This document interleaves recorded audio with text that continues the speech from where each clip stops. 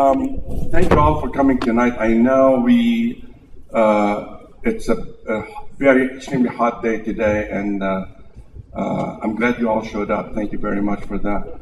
Basically, I just have a couple of things to talk about. Not much tonight, so I'll save you all the hassle. We had the block party, which was an extremely successful event. Went on in downtown Littleton. I think the number of attendees, according to the president of the chamber, or business, not the business, the Merchant Association, about 35,000 people. And we raised about $91,000 in beer sales and food and what have you. We introduced our tent, which if you want to look at, I think it's a beautiful, easy up tent that we just had it done for that event, and it's going to stay with us for a long time. And we gave out water to a lot of thirsty people. We have nothing left. We did over 500 bottles of water. And so that was a really successful exposure for the business chamber. And then we are going to be involved in the parade of the Western Welcome Week. And we will be driving a car with the signs on the car saying sponsored by the Littleton Business Chamber. With that said, I am expired. All right. Thank you, Cal. Thank you very much for coming. We appreciate it. And one other thing. I really would love to say, one other thing, Corey. For next event, I really would love for each one of us to solicit or bring a friend to this event. We're going to do this one next sometime in September, I believe, and Steve will fill you on that. But really, I would encourage you all to get your neighbor, your next door business partner, friend, colleague, and introduce them to the chamber, and hopefully they become a member. It's a good chamber. It's really effective with what we're trying to do and accomplish for the city business-wise. Thank you again. Corey. I wanted to say the block party gross 91,000, So we made no money.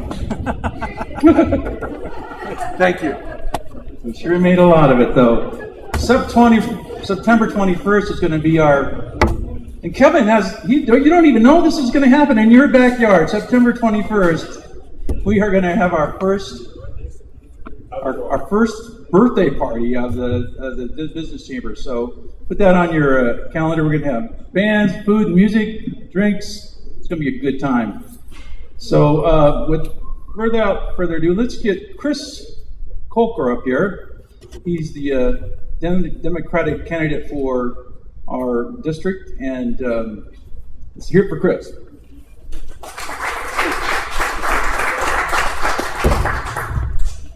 Thank you for having me here tonight. It's good to be here with my fellow small business owners and to get an introduction into who I am and what I stand for. So look forward to talking to many of you later too.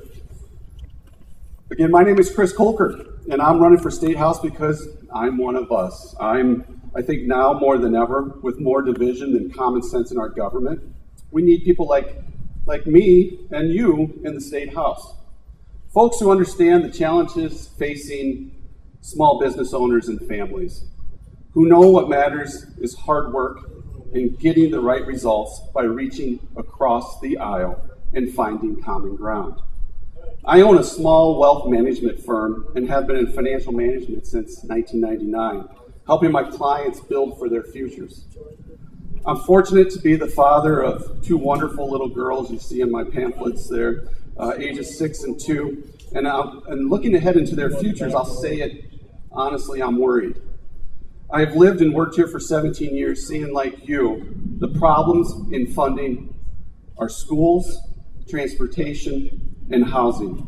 You see, I know financial planning and investing. We have to realize that improving our public schools, housing, and transportation is an investment in our business and our overall future. We need quality employees, a strong customer base, and the efficient infrastructure to create a reliable economy. Now, those of us in this room, we grew up in a different time. For myself, I grew up in a small town in northeast Iowa, working on my Grandpa Can's dairy farm. You know, the one where we only drive green tractors? I have never been afraid to work. It was instilled in me by my school secretary mom, my John Deere assembly line working father, and of course, my dairy farming grandpa. My brothers and I were fortunate we were the first ones in our family to go to college. I started out my career as a public high school government and history teacher. One thing my students never knew was my political affiliation, because I was able to see both sides of an issue, argue them, and make my students think for themselves. I believe that is what is missing from our government today, the ability to think for oneself and do what is right for the people we represent. Will that person be able to set aside their partisanship and work to get results that help all of us? Take education. As a parent, I want to see strong schools for my 2 little girls so that they can grow up to live their dreams, which today can be anything from a lion tamer or a ballet dancer to who knows. But making sure our teachers have the tools they need to help our kids succeed is one of our most important priorities as a community. But you and I know that it goes beyond that. Yes, we need to invest in apprenticeships and job skills in our schools, so every student graduates ready for the college or career of their choosing. But we also need to work with our local employers to make sure that we're helping meet their demands for a well-trained workforce. We also know that when new employers are looking to come to Colorado, what's one of the most important things they review? The quality of the public schools, both for their current employees and families and their future ones. Or think about transportation infrastructure. For too long, we've neglected these investments, and every morning we get to contemplate them in bumper-to-bumper traffic in I-25, or like I was downtown today at 2 o'clock in bumper-to-bumper traffic. Why is improving infrastructure a partisan issue? We know as business people that a strong, efficient transportation system helps our bottom line, whether it is reducing traffic to help move goods and services, or affordable, high-speed internet access that keeps our businesses running. And just like the quality of our schools, the severity of commutes impacts future opportunities for our state too. Employers look at commutes and traffic when considering locations. We all know it's something Amazon is taking into account right now. Access to high-speed internet is also attractive to the next generation of industry, whose demands for flexible working locations and powerful servers means we need to be a plug-and-play state. Our economy is racing along, but what happens when the eventual recession hits sooner than later? Let me tell you, we will have one. It's part of the economic cycle. Will we have someone who can relate to the struggles we have in a slower economy and feel the urgency to support business initiatives to keep us going? I will, because I am that small business. I can't live off a representative salary. I have to keep my company going. We as business people need to take a position and work with our local and state government to move forward and find solutions. As a certified financial planner and investment advisor, I am required to put my clients' best interests ahead of my own. As your representative, I will always consider the best interest of the whole of the district, not just the few ahead of my own interests. I look forward to talking to more of you individually, as I want to learn what issues are important to you both in the House and in your business and personally. I want to earn your support. I am Chris Colker, and with your support, I can be your next state representative, working for all of you. Thank you.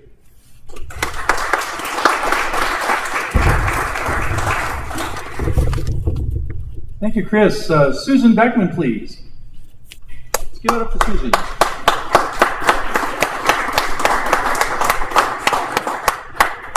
Somebody to hold that out for you? Sure, I'll just. Yeah, Count. it's a prop. I didn't know we could have technology, but there's Oh, sorry. That's the way I do things. I think they probably all have some on their tables. But it's a beautiful chart. I love to carry it around. It tells a story.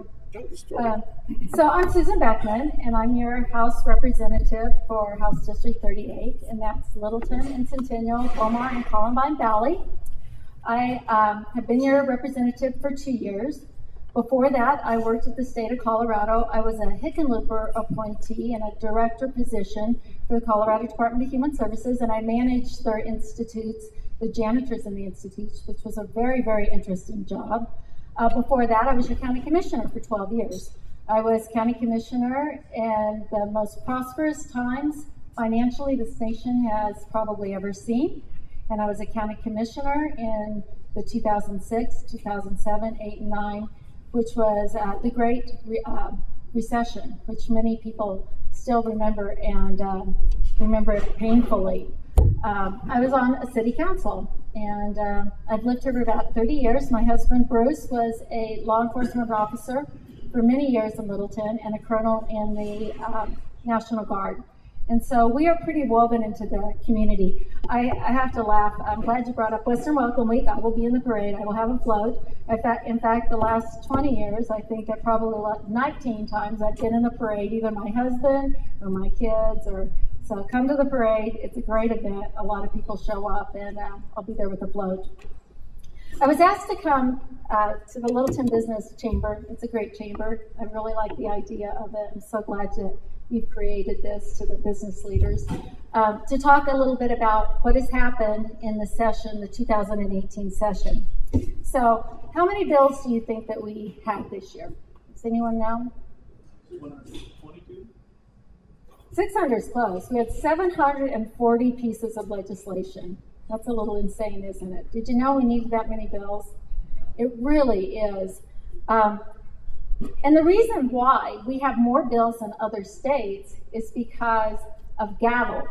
Gavel was a legislative initiative, because we have the initiatives way back in like 1978, and it was give a vote to every legislator, which meant every piece of legislation has to go to a hearing, has to go to a committee, has to have a hearing from the public, has to go to vote, and then it has to go to the floor if it makes it through the hearing. So we just keep having lots and lots of bills. I don't know if it's the best use of our time, but when you talk about legislature, and what's really I find at the legislature is that in county government there's not a lot of partisanship, right? Because you're the administrative arm of the government, and you just get things done.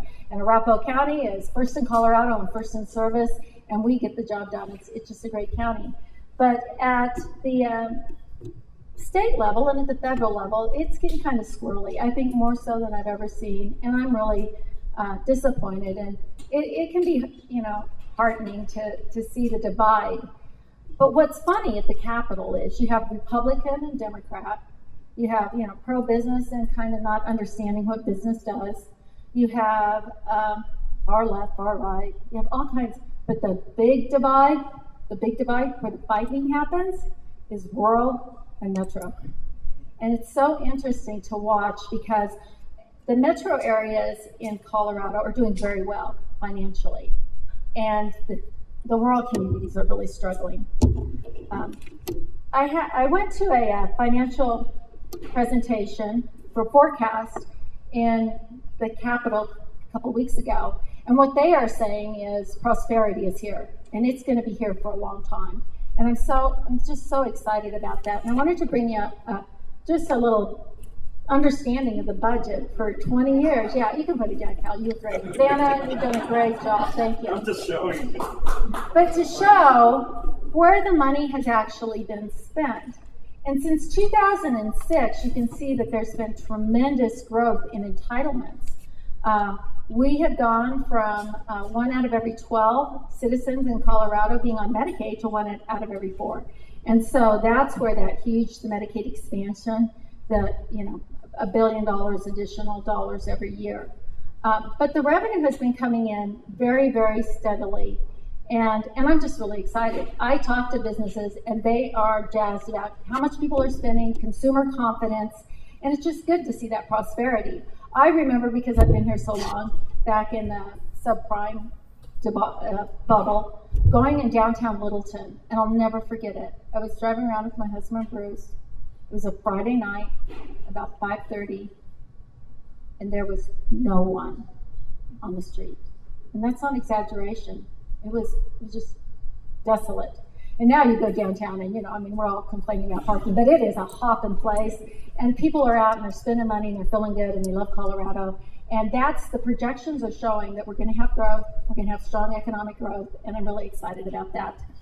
So this year, we were able to it was a little bit different this year because we had money. For the last 2 years, because of some maneuvering of the hospital provider fee, it's longer than I have to, it would take longer than I have to explain it. But we have about $1 billion additional money a year. And so we did some very significant things to stabilize Colorado. One of them is the public employment pension. Was because of the low returns for many years and bad decisions. It is a very generous plan. We made some critical decisions to increase the retirement age, to have more contributions from employees, and to really manage it a little bit better. Am I almost out of time? Four? Okay. But that was legacy work that we did because our bond rating was we're going to lose our good bond rating. And so we fixed para, we put a lot of money in para. That was a commitment we've made to public employees, and I'm glad that we were able to do that. Transportation, we were able to put about $600 million, and moving forward, there is an opportunity to put a ballot initiative, but this year there are going to be a couple ballot initiatives to decide if we want to bond out for $3.5 billion, which we absolutely need to do. I worked with Governor Hickenlooper and many in the metro area to build T-RACs, Parker and Arapahoe and I-25. I love transportation projects. We need cleaner, safer, better roads in Colorado. And because of the growth of entitlement benefits, we've not been able to do that. So transportation, para, school funding, we were able to fund more this year for school funding than we have in 10 years, about $600 million. And along with the para additional contribution, we've been able to make a dent. And in school security, we were able to put $40 million because we know that gun control can be so controversial. And we had a gun bill that was dropped so late. It was dropped 3 days before the session ended. It was very controversial. But I did push an amendment during the budget process, $40 million, so that schools can secure the perimeters. And that's really important because they should at least be as safe as the buildings that I work in downtown. That you go through a metal detector, you go through a guard, and we need to make sure that our kids are safe in school. So I'm going to move to something I think you might be interested in. I think it's very positive for businesses. It's sales tax simplification. This year, we actually got an RFI, a request for information, a proposal to move forward with looking how we can simplify sales tax. Colorado is one of the most complex sales tax states in the nation. We have 760 different entities. So when we're looking at the state revenue, that's just a snapshot. We have state, city, county, special districts. In a lot of the states back east, all you have is state tax. Well, here you got all these different taxes. I remember when I was working as a county commissioner, there was a guy, I'll call him the Mountain Man. You might know him. He sold Mountain Man candy out of a truck, made a living, right? Loved the Mountain Man. And he would come into the county and he had put a table out, and it was just like Christmas in July. You'd go buy, the little mints and licorice and peanut butter pretzels. It was great. And one day I sat with him because usually it was $4 for this and $5 for that, and it was rounded numbers because Littleton doesn't have food tax, right? So candy's food. But at the state, they had implemented a tax on candy, kind of a sin tax, because candy's not good for you, at 2.6. So the issue was it was so complicated. All jurisdictions have different types of taxes on food. The state didn't have food tax, and now we have a candy tax, but not on all candy. So for instance, Kit Kats were taxed, and Twixes were not. Specifically, honey-covered peanuts were taxed, but a honey-covered peanut bar was not. So here this guy is with a spreadsheet. He's trying to make a living selling candy, and for every bag, it was different. And he had to, was $1.26 instead of, or $10.26. But that concept is multiplied for billions of dollars through sales tax that we collect in the state, and it's really wrong. And so I worked in leadership at Colorado counties. I know that they don't really like aligning their sales tax with the state, and CML, Colorado Municipal League, has issues with it, but we have got to come together with some simplification for developers, for use tax, and for sales tax, and I hope to be working on that next year. So how much? 2 minutes? Okay, so I'll just wrap up. It is really my privilege to be a legislator at the Capitol. We're doing some really good things there. This year I'm going to be looking at uninsured motorists, which I think is increasing the cost of living for all of those who live in Colorado, because we have about 30% of people on the road that don't have insurance. And that adds to the cost of everyone's insurance. I'm also working on something that's very Littleton specific, and I do think that it is relevant to the businesses. We have a growing problem with homeless encampments along the South Platte, and it is really a public health issue. I've talked to the exterminators. The rats are getting very big. I know what the E. coli numbers are. We cannot have a dead river on the South Platte River, and I know that people are compassionate. And there's a lot of other issues around that, but we cannot have our water source and our rivers destroyed by pollution. And so I have a slate of legislation. I'm really excited about it.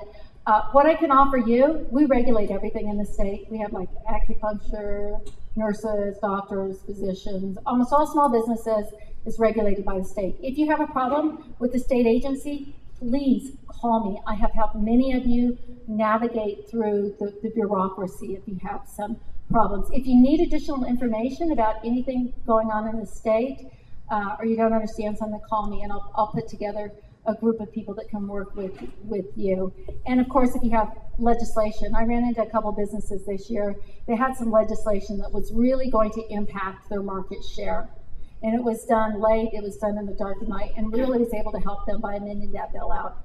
So I'm here to serve. It doesn't matter if you're Republican or a Democrat. I love small businesses. I was raised in a small business, and I'd love to help you out. So thank you.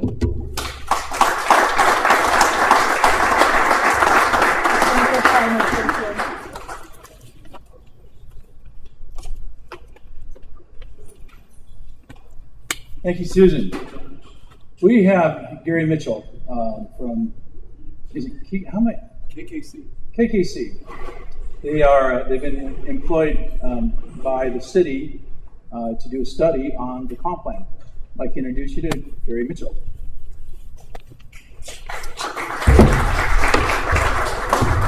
Thank you. And because we are working with the city, I would like to have Kathleen from the city start us off with a few opening words.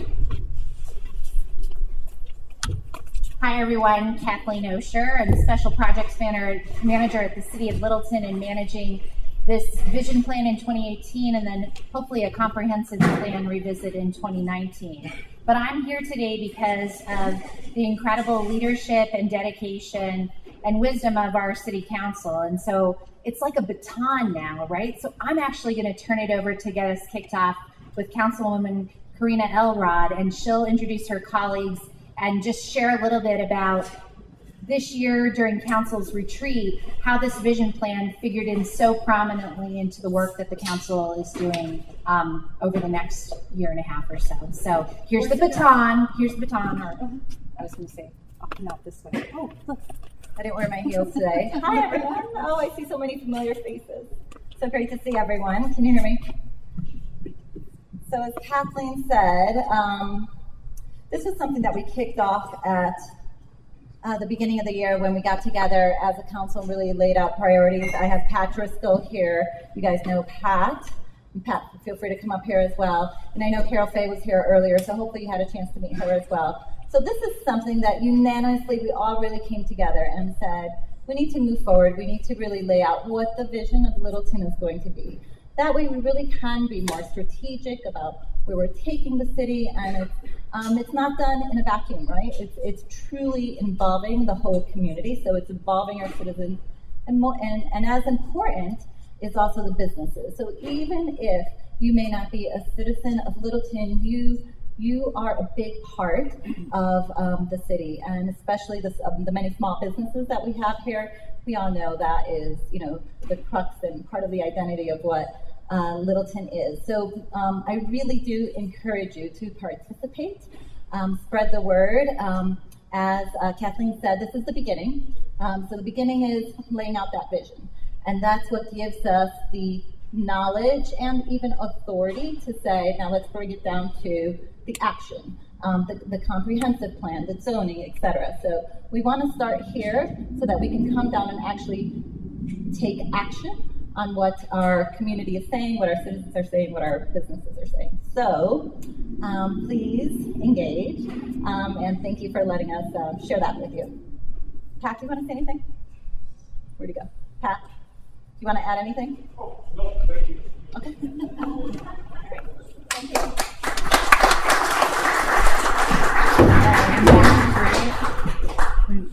And then Gary's going to help me here with the slides. So I'm just going to run you through very quickly sort of the process that we imagined for 2018 and kind of give you a sense of the timeline as we move into 2019. So many of you have probably been through a process that feels like vision or setting a new mission, but we're really starting from that broad point to get an understanding of what matters most in Littleton and really identify some of those guiding principles and some of those values that are inherent to the city so that that can help be an opportunity for us to really inform how we think about the future. And I think Gary and I have been out, it's like a dog and pony show, right? We've been, I get them up at 7 in the morning, I return them back to their hotel at 10 while they're here. But it's been really an important process for us to understand that future. And the analogy that he used the other day, I love. It's as if you're Rip Van Winkle, and we could all use more naps, right? But you go to sleep, and then you wake up 20 years later, like, what would you see? Would you recognize Littleton? And that's really the process that we're in. But I love that imagery of thinking through. So, in the end, the vision plan uses a lot of words and images. It really emphasizes that inspiration, that motivation for thinking about what we're going to be into the next 10 to 20 years. So. And I think it comes down to those really core ingredients that we've already talked about, the values, really understanding how all of the pieces sort of inform the work that we do moving forward. In many ways, this vision, I imagine that we'll have a series of guiding principles. For me, it almost works like a filtration system, right? So when city council or senior leadership at the city have to make decisions, it's almost like they take it in the top and then just dump it in, goes through the filters, and then when it comes out, you go, that looks pretty good, or oh, that doesn't look good at all. Let's go back to the top and rethink that and tweak it a little bit and send it back through those filters again. But I think it really becomes the guidance for big decisions and thinking about trade-offs. Obviously, Littleton as a community on many fronts is thinking about its future, so this seems the perfect timing to kind of have this conversation. I think for those of you that may live in other communities and live within the boundaries of the city, one thing that we're doing as part of this vision process is being rather agnostic on where you live, because as I will tell you, when I'm out in the community, you don't have to live here to love it. And so we want to hear from everyone that is part of this community and identifies with Littleton. And so part of that process is really doing as much concentrated outreach as we can. And of course, my goal is always, how can we do it better? How can we really listen and be as, everyone likes to say innovative, right? Especially at a chamber event. Be the most innovative version of ourselves, getting out and talking to the community. So one of the things that we have the advantage of is listening to the processes that other cities have been through. Centennial's just wrapping up on theirs. The city and county of Denver's been working on theirs. The city of Aurora just debuted their comprehensive plan. So we're able to learn a lot from those processes and of course do it better, right? I always love an opportunity where you can only make new mistakes and really begin that process of learning from those experiences. I think what's different in Littleton, and I credit City Council with the wisdom to understand this, is for the most part, when you talk a comprehensive plan for a city, you give this vision piece about 4 to 6 weeks. And we're doing that differently. We're really giving this months We're allowing July and August to be a very concentrated push of community input.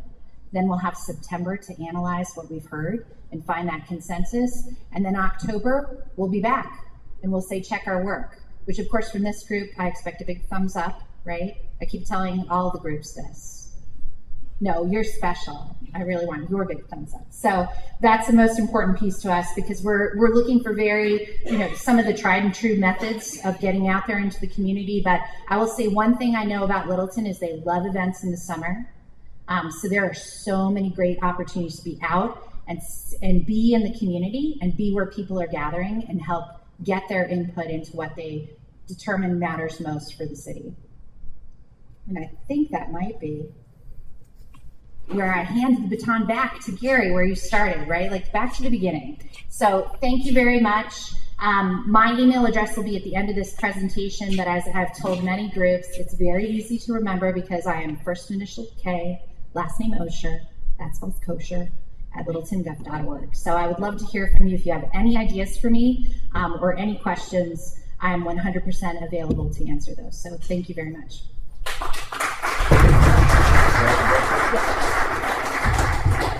Thank you, everybody. Once again, Gary Mitchell, and about our firm, we work around the country. This is what we do. We work with communities on where you're going to be next week, 5 years from now, 20 years from now, 50 years from now, when you're putting pipes in the ground, building roadways, all these things that build your city. I love talking to business groups because, of course, your homeowners have invested here, but the business community builds cities and invests in your community. So we're needing to hear from all these groups, but we work, as I say, around the country, but in Colorado, we've worked with mountain cities like Aspen, the Winter Parks, Durango in the west, here in the Denver area, Westminster. When Centennial Incorporated, we did their land development code for the first time. So it's good to be back in this area and working with Littleton. As Kathleen said, in some cases, we pretty quickly have to get into the nitty-gritty of the future of your city, numbers about the economy, housing, parks, all these pieces of a city. It's very nice in this case to have a series of months here to step back and talk very big picture and see where are people roughly on the same page, where are they not at all on the same page. That never happens at Littleton, I'm sure.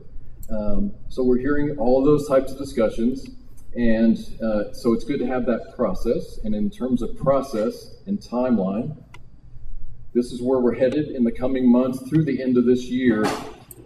Since Kathleen stole my Rip Van Winkle analogy, I'll say if you left town for 20 years and drove back in on your Harley, what would it be like? What would your Harley be like in 20 years? We'll see. But for a community, it's more about what's the conditions? What is it going to look like? What does it feel like? What's going to be the same? Because that's the things we value. We want to be the same. Don't mess with those things.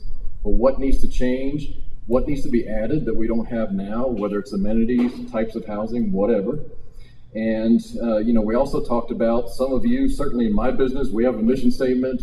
In my church, we've done vision, mission processes. Another analogy I use today is, think of it this way. When Ike had to go win World War II, the vision was, we're going to free Europe. We want to free Europe. We want peace in the world. But first, we got to put troops on the beaches of Normandy. That's the mission. We're taking steps toward a broader vision. So for a community, we have a lot of different groups from the city to the private sector that have their missions, things they're trying to accomplish. How does that all fit together? At the end of the day, a vision process leads to words on paper, just like mission statements, vision statements. That's the point we'll get to. And as far as timeline, as I say, because we had this lead-in period to talk in a broader conversation, that's going to set us up for next year, heading into revisiting the city's long-range comprehensive plan. That's where the details are, and the old phrase, the devil's in the details. We're trying to see, as I said, where are we roughly on the same page on the big picture? Where are the differences as we get into those details about the future of your city? And part of this is to do a transportation master plan at the same time. Littleton has not had that in the past. Not all cities have that type of plan. As we've already been accumulating a short list of issues that are coming up repeatedly all across the community, traffic concerns are on probably the upper part of that list, especially in this immediate area. So that's very much needed for Littleton.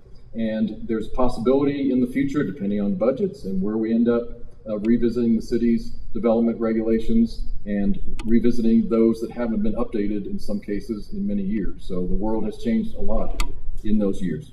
So let me leave you with this last question, which is the question we're asking across the community. And it usually boils down to change.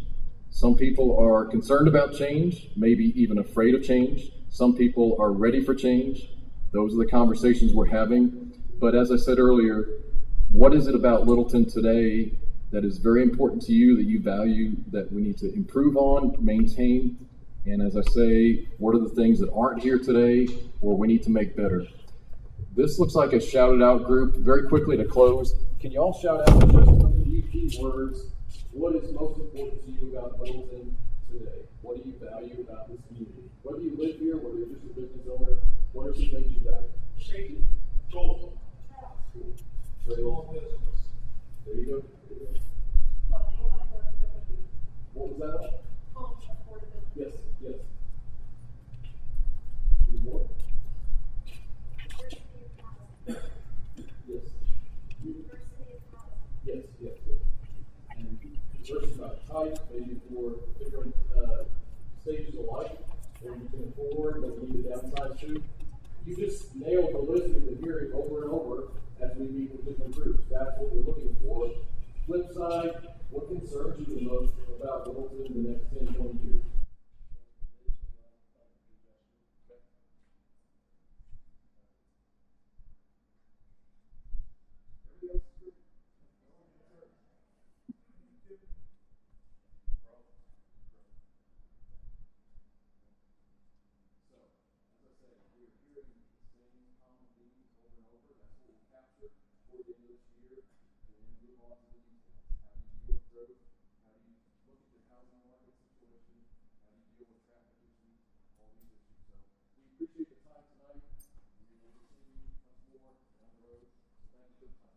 And I would just emphasize at the end, we do have an online survey that we would appreciate your feedback so that we're able to capture that.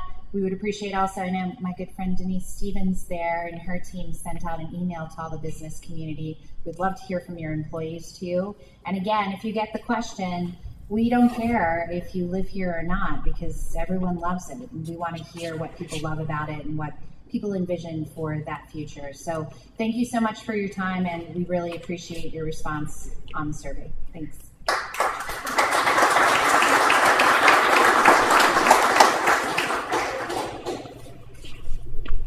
Now we're going to hear from Cheryl McNabb.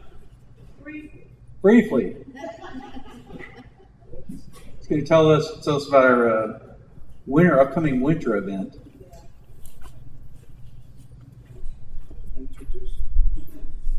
He's introduced me. Hi guys, you all know me. I'm Cheryl McNabb, the Executive Director for Town Hall Arts Center.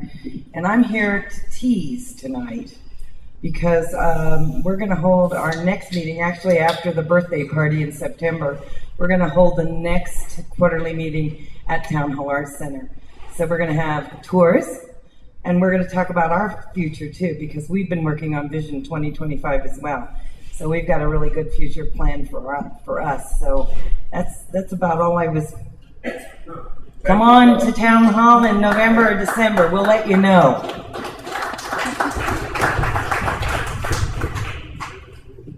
Yeah, she's got a really great program. We're going to close this off with Pat Donahue is going to say a few words. And I know Pat's going to thank Kathy for hosting this, but I'd also like to throw in my deep felt thanks as well. So let's give it up for Kathy from Rocky Mountain Harley.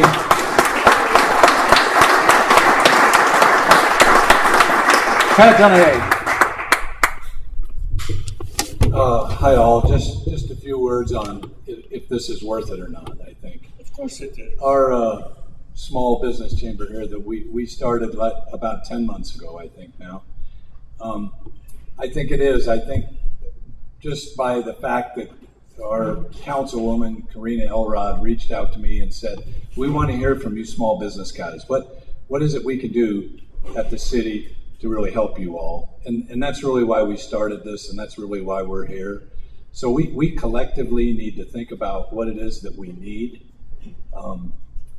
And the best way to voice that, I think, is just go to our website and connect to it and send Steve whatever it is that's on your mind that you think that this city is lacking in helping small business. And let's kind of try to band together to create really the influence that we're trying to. It's one thing to help the city out with some of these initiatives that we have in the past, but we really want to help ourselves, I think, or we can't help them. So we got to come first in all this as small business guys. So I just want to make sure that everybody understands that that's really the root of this small business chamber, is that we stick to that and we stick together and keep on that focus. I wanted to also let you know that my lifelong childhood friend, Kermit Breyer, is here in that wheelchair over there. He's our first member that runs a charity. Kermit doesn't need anybody's charity here. He's richer than all of us. But he puts money together for the Spinal Cord Society, and Kathy and I are going to jointly have a big bash out at my wife's barn in October that we're going to invite all of you all to, and we hope that we can go and have fun and raise some money for Kermit's charity. So I wanted to plug that. And then I think why we had this meeting here tonight is because this is kind of what it's about for us, and the challenges. If you look around, the challenges of small business, Kathy has just been full blast against everything. She used to sit out here on an island. 20 years ago, there wasn't a single thing out here, and the only reason why this got developed out here in South Park was because Kathy and Vinny put a whole lot of money into this building, into this project. They stepped up, did the right thing, and then look what it brought them. Now they have no visibility. They're completely covered up, and way to go, Kathy, right? You just walked yourself down an ugly, dirty road, and those are just facts, Well, what can we do to help Kathy? Might be something that y'all might want to think about. We have these wayfinding signs in downtown Littleton, for the places that aren't on the beaten path. How do you find them? Well, that's what we got right here now. Kathy's blocked out by a zoning change that went through over here, and they're all apartments now, and then all the other projects, the hotels, and she's just covered up. Harley Davidson prefers that when you go down the interstate, you see a Harley shop. Well, that's what she was. That's who she was. Well, now everything changed. It wasn't Kathy that changed it. It's just a lot of facts. So what can we do? Ask yourself, what can we do to help Kathy? In the interim, Kathy's done pretty good. In the interim, don't feel too sorry for Kathy. She's a badass chick that runs a man's world business that I am proud that she's my friend for 35 years.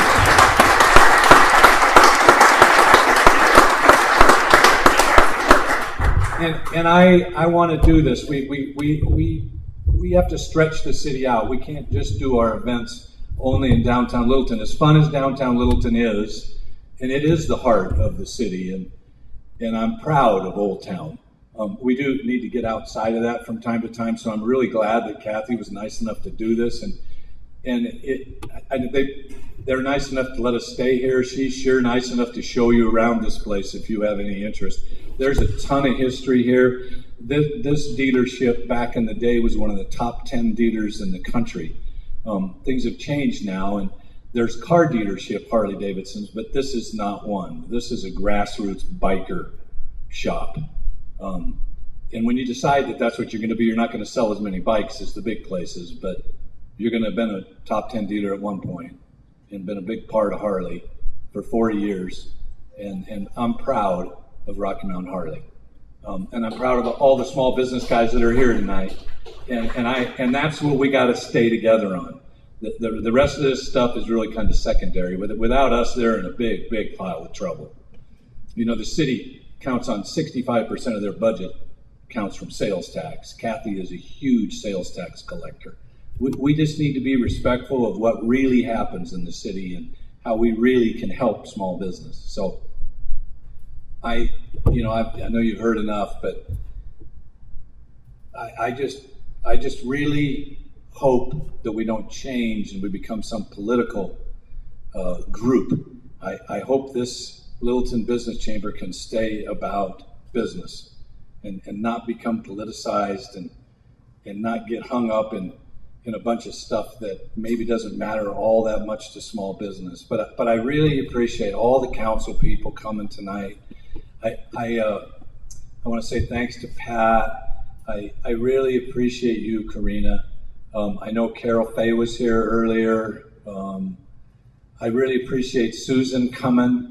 You know, you're a proud rep to us. We've always been proud of you and your husband, and we really appreciate you coming here.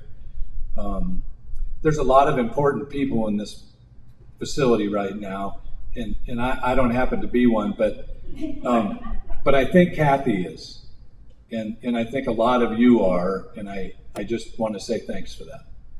And the last meeting that we had, Mark Ralph I got a kick out of it. We were talking about the fire thing, that he wanted, he's pro-fire, and so he and Chris Armstrong, which I understand he's losing his job. He was in my shop the other day. He's going to have to move back east. They gave him a job to South Metro. Said, you know what, Chris, you can order fire trucks for us. How's that sound for a job? And he said, I'm the fire chief, So I think we did the right thing by supporting that initiative. When we all thought that, well, why is Chris so about this? Well, Chris knew what was right, and it sure wasn't right for him.